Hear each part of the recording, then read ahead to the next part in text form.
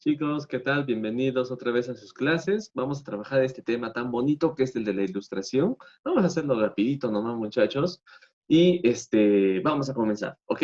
Cuando estamos hablando de la ilustración, estamos hablando de un acontecimiento previo a la Revolución Francesa. No se puede hablar de frente de la Revolución sin antes no trabajar este tema, ya que está directamente muy relacionado, ¿ok?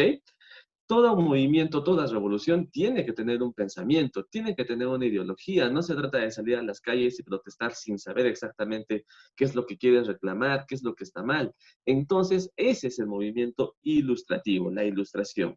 Se llama así porque lo que pretende es ilustrarnos, iluminarnos, sacarnos de la oscuridad en la que el mundo vivía todavía en el siglo XVIII, en esa ignorancia llena de leyendas, mitos o creencias que no están basadas en el uso de la razón. Entonces, la ilustración, estas ideologías y estos personajes que vamos a estudiar, es lo que precisamente querían hacer, ¿ya? Entonces, vamos a empezar. Dice, es un movimiento de renovación, porque lo que pretende es cambio, renovar ciertas cosas en la política, en la economía, en la filosofía, es decir, en el modo de pensar, en la sociedad e incluso, como dice acá también, en la cultura, ¿ok? ¿Qué es lo que hacen los ilustrados? Critican el absolutismo, critican este modelo porque es opresor, porque te priva de tus libertades, porque no te permite expresarte ni pensar por ti mismo. Por eso critican al absolutismo. Todas estas costumbres propias del absolutismo a veces también son llamadas con este nombre, el antiguo régimen. Es un término que vamos a utilizar muy seguido, ¿ya? También critican a la intolerancia religiosa, ¿no? Que todavía se vivía por parte de la iglesia, y este modelo llamado el mercantilismo, que también ya hemos estudiado, ¿no? Acumular riquezas y solamente basar la riqueza en eso, en acumular metales, y eso es algo en lo que también el absolutismo, perdón, la ilustración está luchando o luchaba. Es por eso, debido a estas nuevas ideas, a estas nuevas tendencias ideológicas, que al siglo XVIII, que fue el siglo en el que aparecieron estos filósofos, estos intelectuales, le han llamado el siglo de las luces. El 18, chicos, es el siglo de las luces o también el siglo del uso de la razón, el siglo de la razón porque es el siglo en el que el hombre, el ser humano, empieza a darse cuenta y a analizar lo que le rodea. Ya no decir, creer simplemente en lo que me enseñaron, ¿sí? Pese a que ya era edad moderna, todavía había un poquito de fábula, de mitología, de esas cosas propias de la ignorancia y que muy poco dejaban al uso de la razón, como debería ser siempre. Perdón. Entonces, eso es una definición y características que tiene el pensamiento ilustrado, la ilustración. Vamos a hablar de los representantes y empezamos con un inglés. Este señor que estamos viendo es John Locke. ¿Qué es lo que pretende Locke, por si acaso? Locke, no Luke, como le dicen algunos. John Locke es un filósofo inglés. Este es considerado el pionero, el primero en hacer estas cosas, esas críticas, estos análisis, y por eso se le llamó el padre de las nuevas ideas, como puedes ver ahí.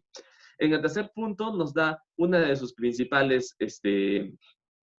ideas, precisamente, y es acerca de la crítica y la negación hacia esa doctrina del derecho divino de gobernar que los reyes tenían, ¿no? Sobre todo en Francia, en España, el absolutismo era muy fuerte y la gente decía, sí, pero ese rey, hay que agachar la cabeza y obedecer, porque no podemos ir contra Dios.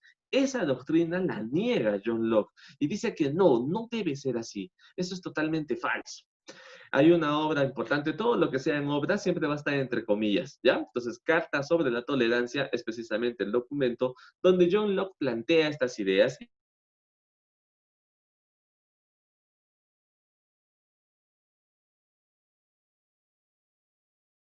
y además crítica en la elección de los gobiernos, ¿ok? Seguimos. Ahora vamos a hablar de Montesquieu. ¿Y quién es Montesquieu?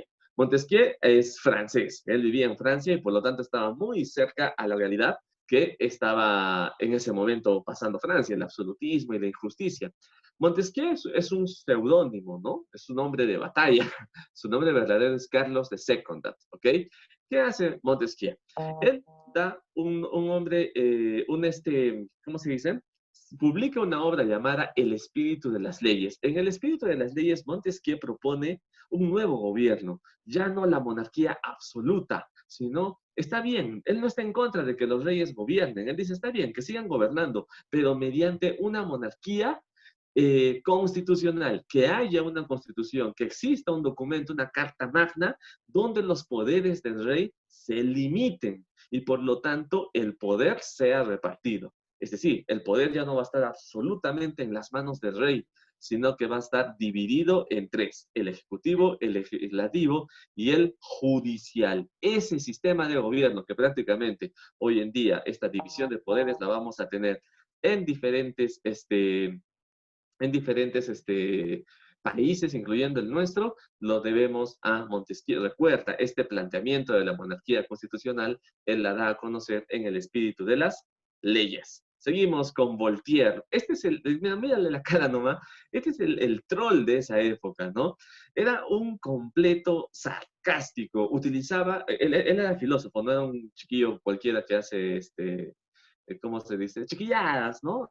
Inmaduro. No, era filósofo, escritor e historiador. Voltaire, cuyo nombre verdadero es Francisco María Drouet, también es francés, es el más criticón de todos los ilustrados. Critica el absolutismo, critica el modelo, critica el sistema, pero lo hace utilizando la sátira y la burla. Se burlaba de cómo hablaban, cómo vestían, cómo era la nobleza.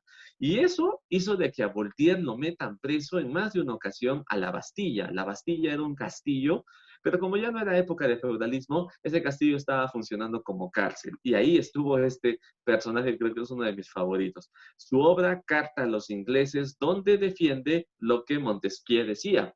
¿A favor de qué? De una monarquía constitucional. Voltaire, a pesar de eso, en otros reinos como Prusia o Rusia, sí era bienvenido. De hecho, Catalina, la Grande de Rusia, y el emperador, el rey, perdón, Federico II, lo invitaban muchas veces, y no solo a Voltaire, varios ilustrados eran invitados a las cortes, porque así como había reyes déspotas y también absolutos que no querían cambiar simplemente, otros reyes decían, yo quiero gobernar mejor a mi pueblo, quiero que la gente me recuerde como un buen rey, y si tengo que aprender, pues tengo que aprender. Y por eso Voltaire hablaba de una monarquía ilustrada. El rey tiene que educarse, el rey tiene que no solamente tener apellidos bonitos o cara bonita, el rey tiene que saber de ciencias, de historia, de letras, de filosofía, de literatura, de poesía, todo eso y sobre todo de realidad, que sepa cómo vive su pueblo para que lo pueda gobernar mejor. Y por eso Voltaire, en Francia sí era choteado, porque también él era bastante, ¿no? Criticón, pero en otros países sí lo recibían muy bien, ¿ok? Seguimos. Ahora pasamos a el más importante de todos, muchachos. Esta es la figura central del pensamiento ilustrativo. Jean-Jacques Rousseau. Rousseau no es su sobrenombre, como si es Voltaire o Montesquieu. Rousseau es su apellido, ¿ya? Rousseau, Jean-Jacques o Juan Jacobo en español, es el filósofo más importante que influyó, como dice acá, más influencia para lo que sería la Revolución Francesa, ya que él plantea algo totalmente revolucionario y distinto a lo que hemos visto antes. Él es suizo, ¿ya? Él es de Suiza, pero también ejerció gran parte de sus publicaciones y cosas así en Francia. En Emilio, que es una obra importante acerca de la educación natural, Rousseau plantea que los hombres nacemos puros, es decir, el hombre es bueno por naturaleza, es la sociedad, es la cultura, el arte, todo lo que lo rodea, lo que termina corrompiendo al hombre. Y es así que, por ejemplo, los reyes, que eran los villanos en esta historia, no es que eran malos, ellos no fueron malos, sino que el contexto en el que nacieron los termina formando. Y eso, chicos, es muy importante para conocer un poquito acerca de la psicología y mentalidad de los hombres, varones y mujeres en general, ¿sí? Entonces, él dice que la cultura ha corrompido al hombre. Pero su obra más importante y la que más vamos a estudiar aquí es el contrato social, muchachos. Es prácticamente la Biblia revolucionaria. En el contrato social, Rousseau dice que el Estado se formó debido a la aparición de la propiedad privada. Uy, perdón, voy a corregir acá. La propiedad privada. Es decir, cuando una persona dijo, estos van a ser mis terrenos, aquí voy a hacer mi casa y este es de acá hasta la roca que está allí y hasta el río y hasta el árbol. Y cuando él dijo que ese era su lugar para vivir, ahí surgieron, ¿qué cosa? Las clases sociales, ¿no es cierto? Algunos se quedaron con pocas tierras, otros les tenían las tierras de repente no muy buenas para la agricultura, otros sí, otros no. Esto de la propiedad privada, eso de que decir una tierra, un pedazo de tierra es mío, dio origen a las clases sociales y a la clase política, es decir, a la clase que nos iba a gobernar. Y esto estamos hablando de la época, pues, de la prehistoria, ¿no? Cuando los hombres recién se estaban formando. Rousseau dice que esa es la causa de que exista gente por encima de otros. El contrato social entonces plantea lo siguiente, que la fuente de la soberanía no la debe tener un rey, no, que la debe tener el pueblo, y que debe haber igualdad entre todos los hombres, no importa qué cargos políticos uno esté ocupando, ¿ok? Por lo tanto, Rousseau no está a favor de la monarquía, ni absoluta, ni tampoco constitucional, como lo plantea Voltaire o Montesquieu. No, él dice nada de monarquía. Acá debe haber una república democrática. Entonces, él ya está hablando del sistema de gobierno que a día de hoy funciona en más del 90% de países. Rousseau, chicos, es la figura central que más adelante, todos estos personajes que estamos mencionando no van a vivir para cuando llegue la Revolución Francesa, no van a verlo con sus propios ojos, pero sí mucho se fundamentó, sobre todo en Rousseau, lo que pasaría en Francia en 1789. ¿Sí? Ok, seguimos acá y ahora vamos a hablar del enciclopedismo. ¿Y qué cosa es el enciclopedismo? Ah, no, me estoy saltando a Adam Smith. ¿Ya? Este escocés, Adam Smith, es un economista, ¿sí? O sea, no es tanto filósofo político, sí, pero no es así de pensar, de razón, de utilizar, ¿no? Este, el razonamiento político, sino que él más lo va todo por la economía, por el dinero. Y sí, critica al absolutismo porque mediante el absolutismo se practicaba pues el mercantilismo, ¿no es cierto? Y el mercantilismo es una especie de capitalismo que no le da oportunidades a todos, ¿sí? Entonces, él plantea, él es el padre de la economía política y para muchos incluso es el padre del capitalismo actual. Su obra es Investigación acerca de la naturaleza y las causas de la riqueza de las naciones. En esta obra, muchachos, como lo dice su nombre, él plantea cuál es la razón de que algunos países sean ricos y otros no. Ese es un documento, chicos, invaluable hoy en día para saber por qué un país es rico y el otro es pobre, por qué está atrasado. Él lo explica acá. Él dice que es muy importante que el hombre se ayude de sus semejantes para poder salir adelante. Dame lo que necesito y te daré lo que necesitas. O sea, no es socialismo, no es comunismo, mucho acaso. De hecho, él es prácticamente el padre del capitalismo, ¿ya? Del liberalismo. Pero cuando dice que todos se deben ayudar, es porque todos tienen que poner punche y ganas en algo. ¿En qué? En el trabajo. Muchachos, por favor, yo no soy seguidor de Adam Smith así, pero acá hay algo importante. El trabajo es la única fuente de riqueza. No es malo ser rico, ¿sí? No es pecado ser rico. Hay que acumular riqueza, sí. ¿Por qué no? ¿Quién no quiere vivir tranquilo? ¿Quién no quiere vivir libre de preocupaciones, no? Este, pero para poder lograrlo no se basa en como hacía la nobleza, esperar un título, una herencia, o porque tengo apellidos de Habsburgo, Borbón, tengo que ser rico. No, él dice que para lograr la riqueza es el trabajo, y precisamente es el trabajo lo que le da el valor a un producto. Digamos, este mouse, ¿no es cierto? ¿En cuánto lo vendo? Lo decido vender, yo qué sé, lo decido vender en 20 soles. ¿Por qué? Porque tengo que tener en cuenta todo el proceso de trabajo que me ha llegado, que me ha requerido hacer. Obviamente el mouse no va a costar lo mismo que, no sé por qué tengo acá, un cuchillo.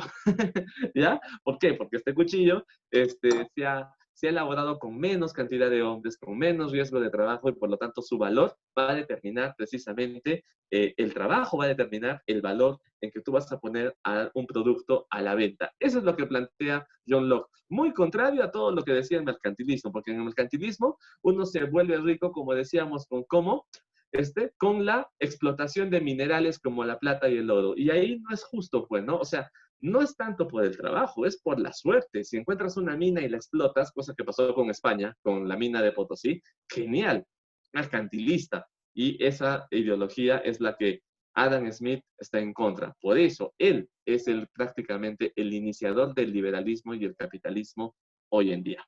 Terminamos con lo que es el enciclopedismo. Todas estas ideas de Smith, de Rousseau, de Voltaire, de todos ellos, chicos, no podían quedarse así en el aire suspendidas. Por lo tanto, el enciclopedismo es un movimiento filosófico y cultural, como dice acá, que decidió recopilar todo eso en un texto llamado La Enciclopedia, que es la que estamos viendo acá. Esta obra es de Denis Diderot y de Jean d'Alembert. ¿Qué hicieron Diderot y d'Alembert? Prácticamente un conglomerado con lo más importante que cada uno de estos filósofos y economistas planteaba, y su objetivo era difundir estas ideas, que no se queden en Francia, que se vayan a Inglaterra, que se vayan a Prusia, Austria, España, que se vayan a las colonias, a las Indias, y de esta manera difundir estas ideas para poder combatir al absolutismo. La enciclopedia no solamente hablaba de política, de economía, la enciclopedia también era un documento científico donde se ponían investigaciones recientes, descubrimientos de la ciencia, y como tenía de todo un poco, ciencia, letras, filosofía, economía, política y hasta religión, chicos. Es por eso que hoy en día le decimos enciclopedia a esos textos que te abarcan varias materias en uno solo. Consecuencias de la ilustración, vamos a ver que estas ideas, gracias a la ilustración y también a lo que es el enciclopedismo, perdón, van a salir de Europa y van a llegar incluso hasta América. Así, muchachos, las 13 colonias inglesas que habían en América del Norte decidieron independizarse y luchar contra Inglaterra. De esta manera, las 13 colonias se autodenominaron los Estados Unidos de Norteamérica. Ese fue el primer estado federal con un gobierno democrático y republicano. O sea, están siguiendo los lineamientos de Rousseau. También una constitución política, o sea, los lineamientos de Montesquieu, la división de los poderes, y el liberalismo económico, libertad económica para poder trabajar, los planteamientos de Adam Smith. Y en sí tienen de todo. Muchas de las 13 colonias es la prueba viviente de que la ilustración y sus ideas funcionaban y estaban dando resultado. Así Estados Unidos nace, muchachos, en el siglo XVIII. Otra consecuencia sería más adelante la Revolución Francesa, que va a ser un tema que haremos la próxima semana, la Declaración de los Derechos del Hombre y del Ciudadano, y también, chicos, la ilustración influyó aquí en América Latina con los movimientos separatistas, independentistas, San Martín, Bolívar, las corrientes libertadoras. Ellos también estaban ya impregnados del pensamiento ilustrado. Y como te había mencionado también, había reyes que sí querían gobernar bien. No sé si por interés en su pueblo, por el bienestar de su pueblo, o por ser reconocidos, pero había reyes ilustrados, tal como lo planteaba Voltaire.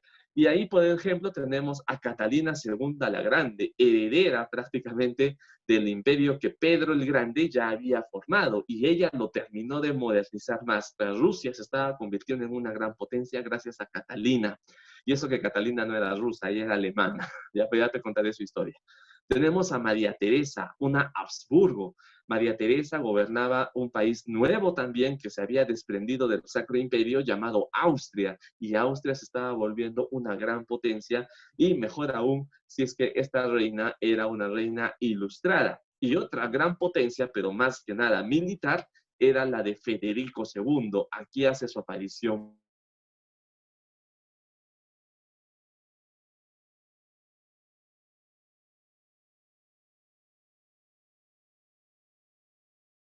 Prusia, una potencia. Chicos, estos reyes, y también José I, que fue hijo de María Teresa, y Carlos III, de quien ya hablamos en las reformas borbónicas, son algunos de los reyes que sí aceptaron, y de alguna manera, bueno, no del todo, no es que ya no eran déspotas y ya no eran tan absolutistas, pero por lo menos tenían la intención de aprender y de escuchar a los ilustrados. Eso sería todo, chicos. Gracias por su atención y ya nos estamos viendo en nuestra clase. ¿Sí? Cuídense mucho y por favor participen en clase.